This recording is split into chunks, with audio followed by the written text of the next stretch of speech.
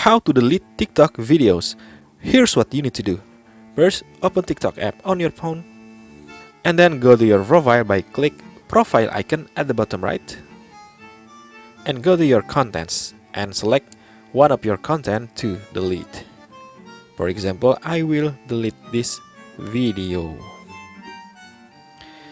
and click on triple dot at the right side and scroll to delete at the bottom right and click on it. Click delete. So your video have been deleted. Other video, maybe this video, and do the same. Click on triple dot and scroll to delete icon and click on it. So that's the tutorial on how to delete TikTok videos. Don't forget to like and share this video and subscribe to this channel. And see you in the next video.